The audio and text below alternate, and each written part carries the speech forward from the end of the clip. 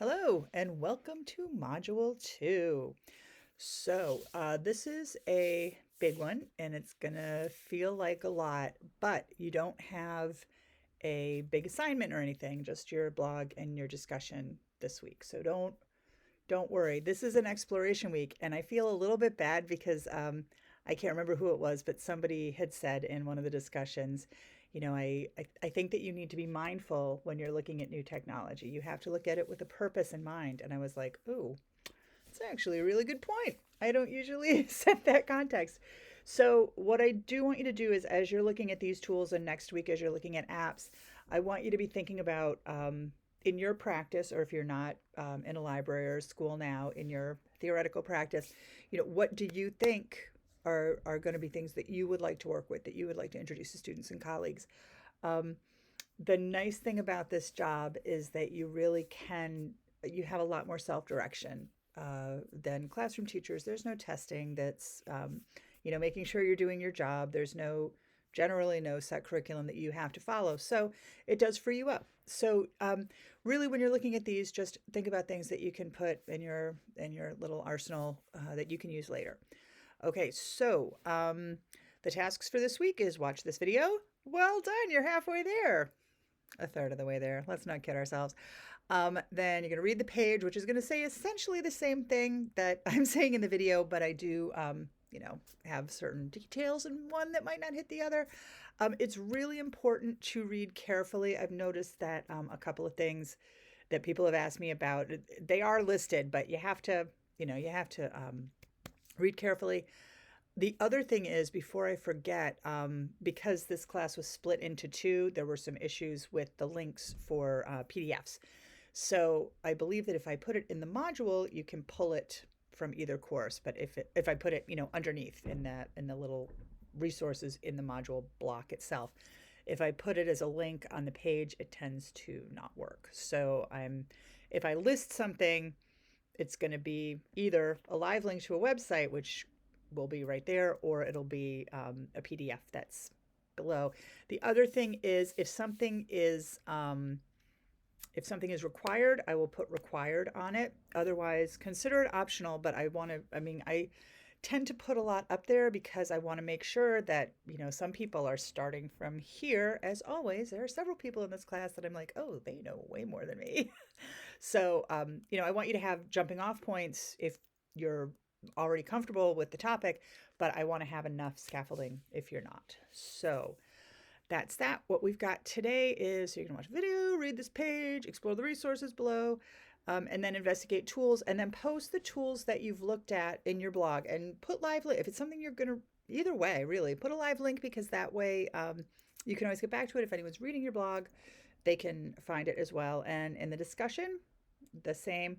I will try to remember to make a list of just a page with all the links to everybody's blog so that you can look at each other's blogs, but it's not conventional. Like, don't feel obligated to comment on people. I don't even comment on the blogs. I put my blog responses in the tool. So it might feel like, oh, I'm not getting those likes. Oh, I'm not getting comments, which story of my life, frankly.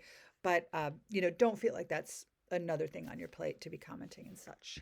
So the resources are AASL's best websites for teaching and learning, and that's going to be up again, I think, next week. Then Brian Barrett wrote an article in Wired about RSS, and people in the class there's usually somebody who's like, I have never heard of this thing, and it's amazing. I tend not to use it as much, but in the past I have. It's a really nice way to sort of focus the information that's incoming to you. Then Jackman's 20 free tech tools for teachers, just another list of tools and apps. Then Nick Kellett talks about which is best tools and apps, which I think that's kind of a clickbaity headline, because it's not that he's talking about best, but in general, but rather best for a specific purpose. And what it boils down to is he believes that tools are something that you can use for a lot of different things, whereas apps kind of do one specific thing. And that has made sense to me, so I keep it up there. You can go deeper on that if you want. And then We Are Teachers has 350 plus amazing online resources. Make sure you look at every one. I'm joking, of course, but feel free. That's someplace if you know the tools, and most of the things, frankly, that I'm highlighting are things you would have heard of before. So we've got Google Tools for Educators. My school is a Google school. They have a ton of really useful stuff. I actually played in a trivia game this week with some colleagues, and the guy who wrote the game used a Google Classroom for the trivia game, and it worked great. Then there's Evernote, which a lot of people like for keeping track of their things. Digo, which is a place where you can house different links and places that you want to be able to get back to. Padlet, which is, I don't know that I know anybody who uses it outside of education, but for education, it's a great place to just lay everything out so your students can get to it or so that you can get to it. LiveBinder, I believe that LiveBinder is paid, but it's still a good, robust tool. Then Tumblr, I don't think it's quite as ubiquitous as it used to be everywhere. Great for memes, but that's a tool that you can use. And then Pinterest, which, it's not just for planning weddings anymore. So that might be something that you can look at. Then I wrote subgroups of organizations. Oh, website hosts, correct. Okay, so there's Google Sites, which is super handy. I built my library's website on Google Sites. It's easy peasy. Wix, which I've worked with a little bit, and Weebly, which now that I think about it, Weebly might be I don't know if there's paywalls on these or not, but feel free to look around. Before I forget, before I even go on, you should probably, unless you want to be inundated in your regular email, create an email, like just a Gmail or whatever account for this class where you can just use that for your logins for this, because otherwise, you are going to be looking at a lot of different things. You are going to have to sign up. It's a pain in the neck, but it's the price you pay. There's some saying where if you're not paying for something, you're the product. So, they need to keep track of your every move. So you might want to do that. Okay, the Find New Stuff section, RSS Revival, that Wired article I was talking about. Flipboard, I love it on the tablet. I don't know how useful it is on a laptop, but it's a really cool interface. And then Reddit, I know it's Reddit and there's a lot of crazy stuff on there, but there are also some really good things that you can get to.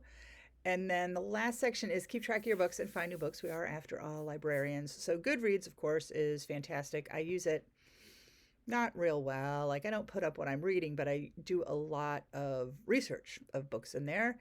And then Library Thing is really nice because the way that you can lay out your books in like a series of tiles.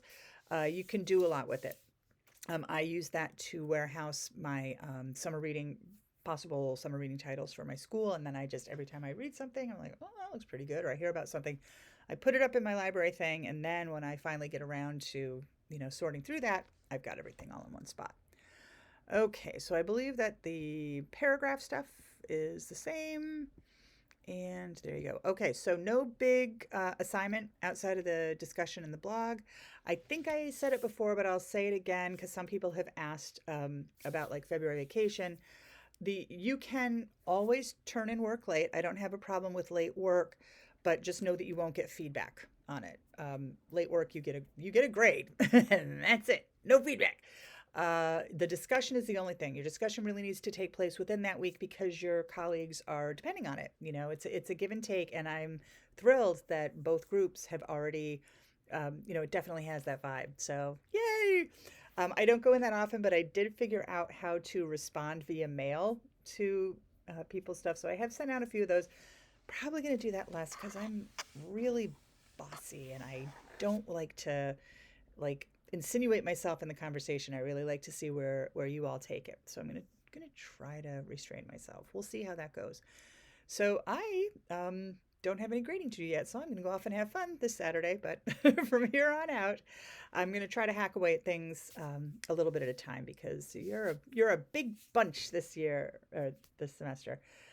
I have nothing else to say except it's been really great reading the Getting to Know You stuff and getting to find out who you are, and I'm really looking forward to the rest of the class. So have a great weekend, and I will see you on the discussion boards.